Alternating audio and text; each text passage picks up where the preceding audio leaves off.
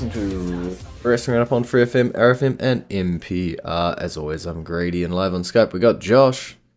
Hey, We got two big shows coming up this weekend, Money in the Bank and NXT Heatwave. So let's try our best to get through as many match previews as we can, but setting our sights on the main roster first, Money in the Bank. We've got 5 matches announced at time of recording. Let's look at the Intercontinental Championship. Sami Zayn defending against Braun Breaker. um, this feels like it's one of those like 50-50 type matches. You could see Sammy retaining, you can see Braun winning the championship. Sammy's done good with the title.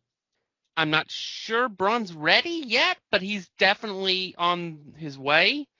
If he's not there yet, I think if this match was anywhere but Canada, there's probably a good chance Braun is a babyface in the match. I'm going to say they'll change the title to Braun. Yeah, I think it's a toss up. I think you're right. Braun Breaker has been on a roll. He's just been taking out people left, right, and center. We do still have Sami Zayn as champion, though, and you can never count out the underdog. We don't quite know what the storyline's revolving around him. Obviously, Chad Gable still wants a shot. Obviously, multiple other mid card or high mid card guys, Sheamus, everybody wants a shot. I don't know. I don't know if we're gonna pull the trigger on Braun or not. I wouldn't be surprised if we did. I wouldn't be surprised if we didn't.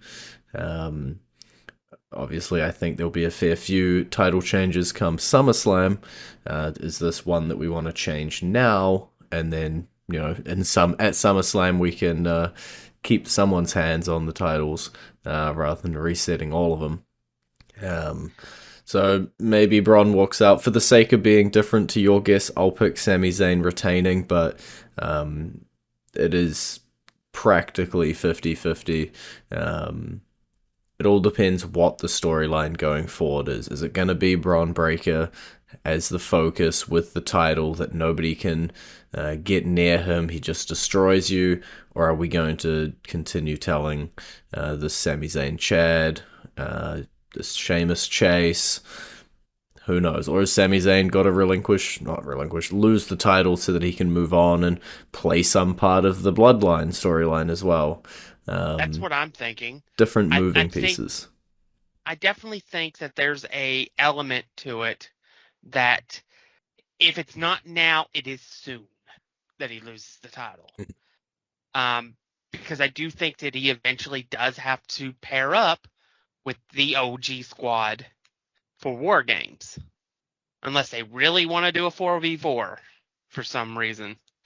And they surprise us and that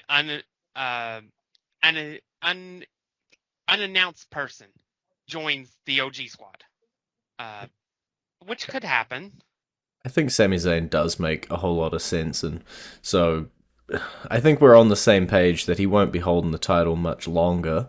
It's just, is Braun the guy? Very well could be. Yeah. And I think Braun is as good as anybody to be able to carry the lineage of the Intercontinental title that has been elevated by Gunther, and to some degree, the stuff that Sami has done. I think I could see him running with it for like 6-8 months to WrestleMania and just running through people left, right, and center, and nobody really caring because he does it in such an entertaining way. Do we want to talk about the possibility of Chad Gable winning the contract and coming after the Intercontinental Championship, or do we want to move swiftly past it and not put that into the world? I I I think I want to save everything that has to deal with that when we talk about the briefcase match, because there's a lot that can go on with that match. Fair enough. Well, we also have another championship match on the card, the World Heavyweight Championship. It is Seth Rollins' last chance versus Damian Priest as the champion. Also with the caveat that if Priest loses, or I guess if Rollins wins, Priest must leave the Judgment Day. Very specific wording there. I am still in the camp, which seems to be like a really small camp that may just exist in me. It's just you in a single person tent. Yeah. Um, that this is vague enough that you could have a disqualification finish. Seth wins the match, doesn't win the title, so he can still challenge for the title whenever he wants. But Priest keeps the championship. But Priest must leave the Judgment Day. And then Liv Morgan gets everything she ever wanted. So what I think will happen in my little camp by myself, Judgment Day gets involved, but they get him disqualified. I'm almost with you. Yeah, they get him disqualified because it will be Liv that that gets caught. Yeah, I think And it's for sure. They've been teasing so much Finn Damien stuff that for them to not have an impact on this match would be insane. yeah, I mean, Judgment Day, I think, gets involved in the match no matter what the outcome ultimately is. For all we know, it may end up being they may go the other route entirely and have Liv be the reason he retains the title. And it like eases him from his perch of I can't stand her. I I'm not I don't agree with this. And stuff because he is the like lone outright dissenting vote in the Judgment Day right now. I say outright because Dominic is definitely teetering. Um, so the reason why I gave my outcome is because it removes Damian Priest entirely from the equation. Now, I do understand it does take an element away from Liv's story because she doesn't get control of the entire Judgment Day. Damian Priest is no longer in the group, but she's still in control of the group called Judgment Day. So, but I do think it's one of those obstacles that has to be removed for Liv's story to continue.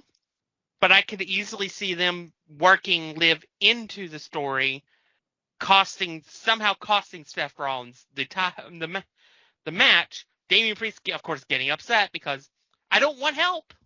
But Liv being like, I'm the reason you're still champion. You were going to lose if I didn't get involved. And Priest softening and working towards the eventual what we know is coming. Yeah, I think for me, there's two outcomes. One of which is what you described. Seth Rollins comes out on top, Judgment Day, make their position known, I guess. Gets Damien booted, Liv sort of puts Finn at the top, I guess.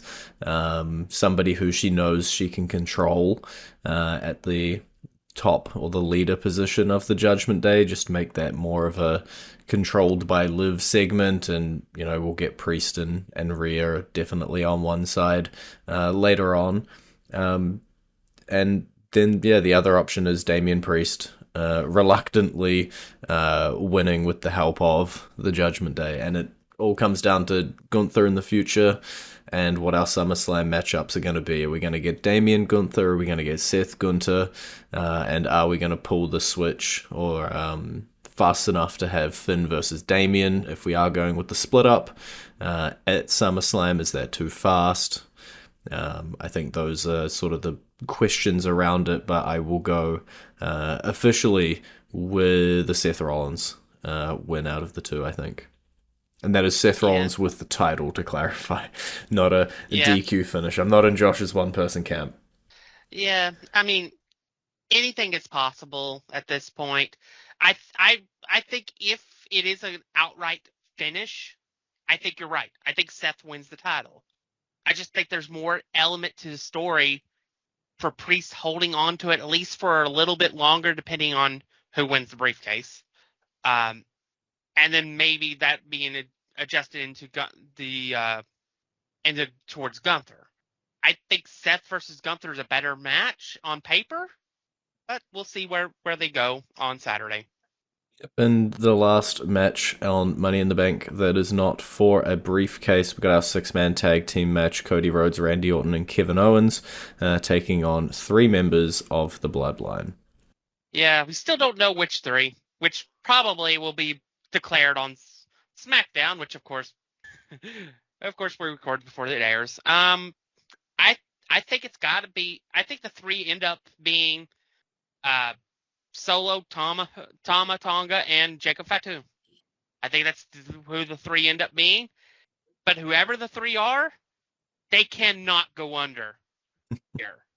If you want this new bloodline to have any type of legs, and by the way, Paul Heyman doesn't have it anymore.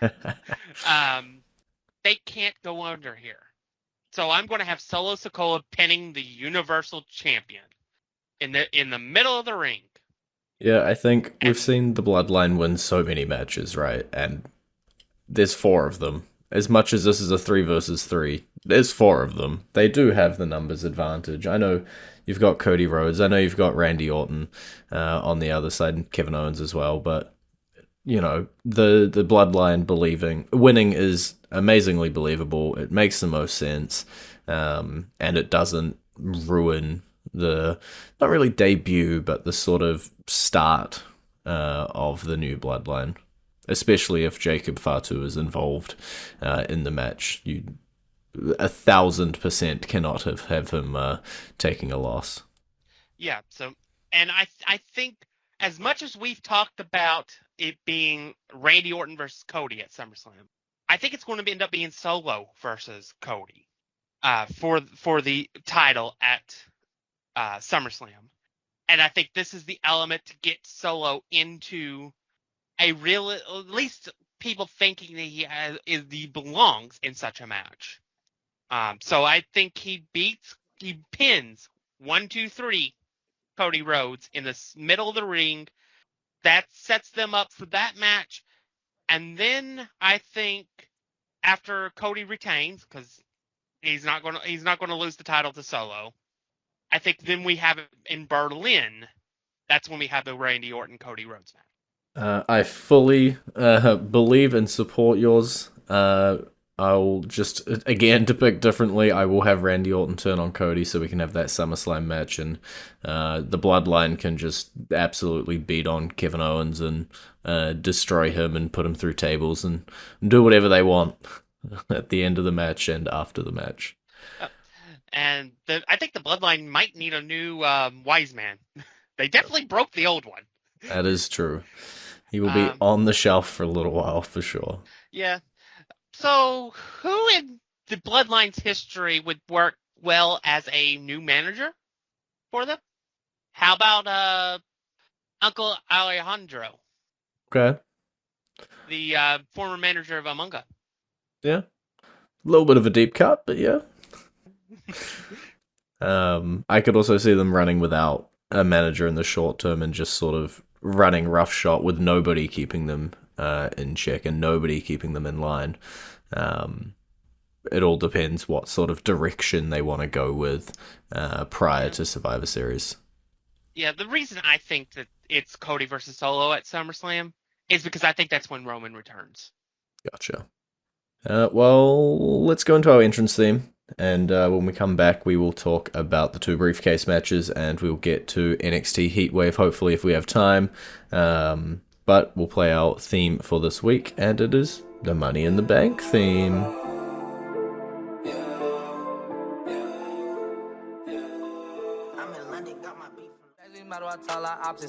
And you're back to Wrestling Roundup on FreeFM, ArrowFM, and MPR. I'm Grady, he's Josh. Women's Money in the Bank ladder match.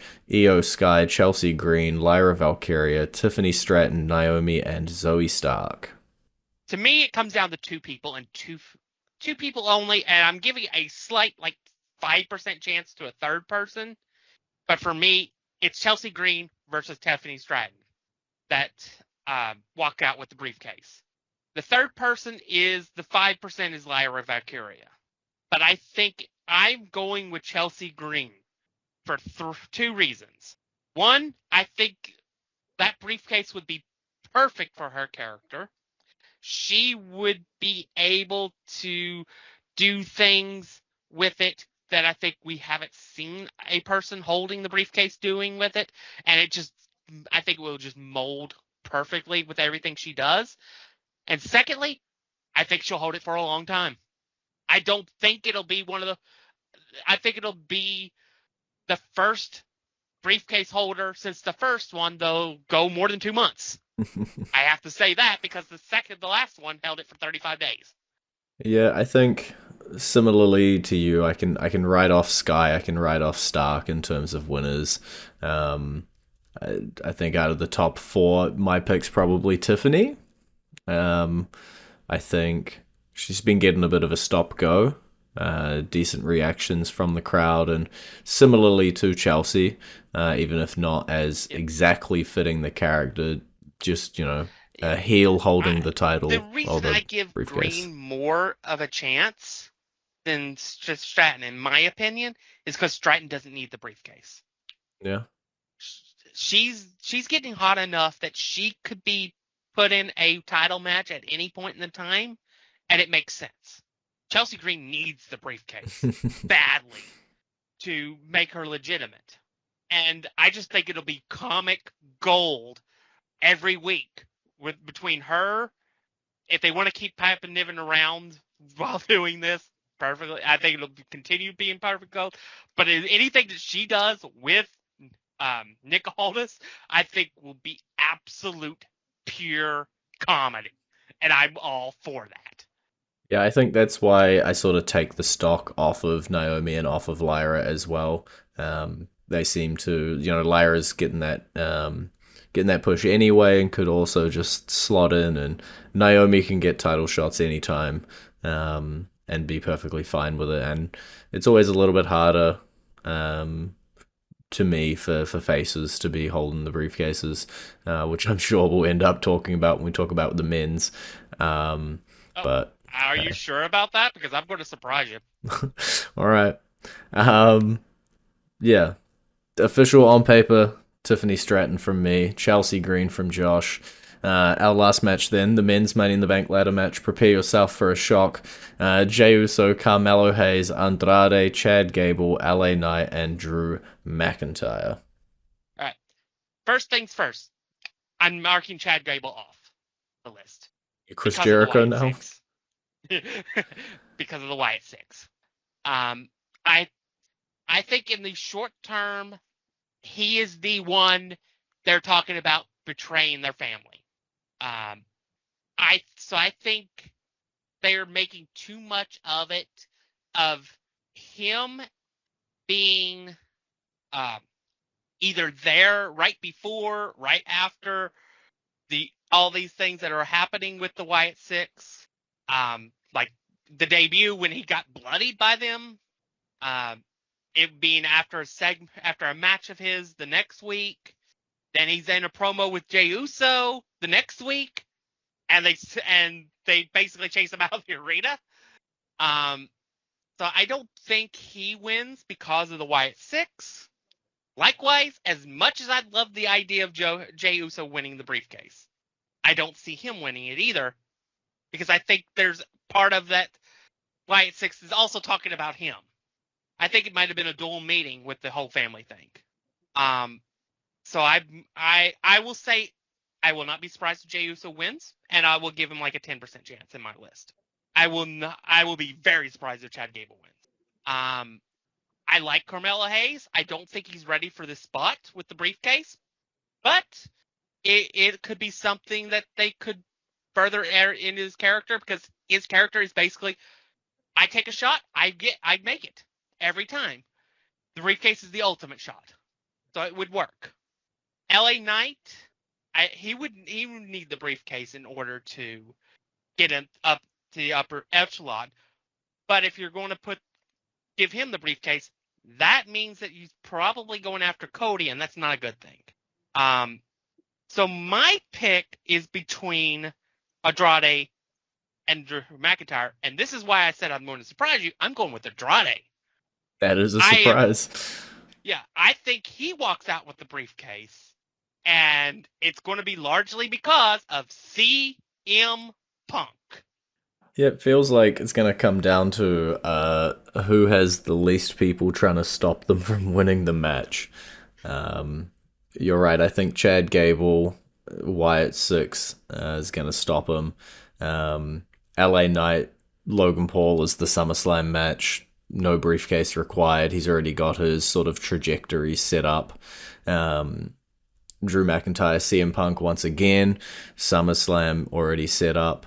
Um, they've been screwing each other out of big wins constantly. Makes a huge amount of sense. Leaves you with Jey, Carmelo, Andrade. Jay's the obvious choice. Jay's the betting odds choice. Andrade, I think, is the opposite of that. So you have shocked me for sure. I thought you were going to pick Carmelo when you said you were going to shock me.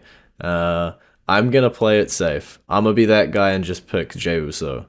Um, I don't particularly want to see it. I think Jay can enter the main event at any point in time. I think he doesn't necessarily need the briefcase. And if you were asking me, like, out of this, who I would prefer, I would kind of like to see Carmelo pick it up. I'd like to see Carmelo with the briefcase running around, but it would scare me that we're going to potentially get a failed cash in. Just looking at the world champions, if Gunther does pick it up at SummerSlam, and your options are Cody and Gunther, I don't see Carmelo Hayes taking out either one of them. But I've changed my mind in the middle of talking. I'm going Carmelo. Put it down. Write it down. We're both picking crazy non betting odds choices.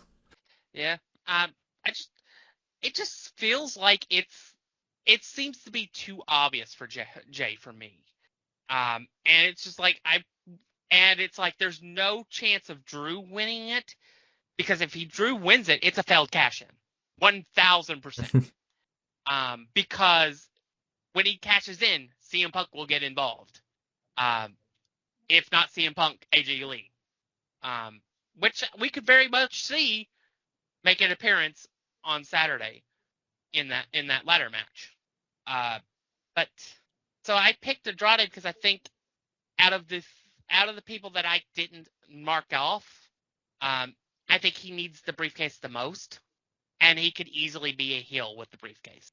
So, so that's what I picked. Lock it in, and let's jump over to Sunday or Monday if you're in New Zealand. NXT Heatwave. We got just enough time to at least talk about the main event, the NXT Championship on the line in a fatal four-way match. Trick Williams defending it against Javon Evans, Ethan Page, and Shawn Spears. This feels like it's a match specifically set up to get the title off of Trick Williams. Yeah. So I'm going to go with Ethan Page. I just think that there's more money in it for a heel Ethan to be champion than there is a Shawn Spears or Javon Evans, who I have no clue who is. So He won a battle royal. Come on. yeah. And then proceeded to immediately lose to Ethan Page, making it moot in point. Who then lost to Shawn Spears, making that moot in point. So I just think I think this is the element. I think Javon Evans is in the match to take the fall. I think that's why he's in the match. Yeah, I think he'll get a really good showcase if what they did at the Battle Royal is sort of where they see him. So I think they'll showcase him, but I'm with you on this one. As much as I disagreed for the sake of disagreeing at Money in the Bank, Ethan Page pins Evans and walks away with the championship, and then you can have a 1v1 with Trick later on if that's what you want to do. But I'm pretty much in your camp this time. It's not a one-person camp. Yeah, and I think in the women's championship match, I think Lola Vice wins it. I think she takes the title off of Roxanne. Okay. We got just enough time. We can run winners. So you think Lola Vice for the NXT Women's Championship, NXT North American Championship, Obafemi Wesley. I don't, as much as I like Wesley, I don't think he's the one that takes the title off of Femi. So this is his last chance. Sorry. NXT Women's North American Championship, Kelani Jordan defending against Sol Ruka. She just won the title. There's no point in changing the title. And the NXT Tag Team Championship, Nathan Frazier and Axiom going head-to-head with Chase University. Chase University. They're my boys. I gotta go with them. Lock it in. Well, that's all we've got time for this week. It's been great talking to you. Baby. You can visit our Facebook page, facebook.com/wrestling R&D up, our Twitter page, twitter.com/wrestling R&D up, our YouTube page, youtube.com/wrestling RND up. And we will see you next week with the results from Money in the Bank and Heatwave.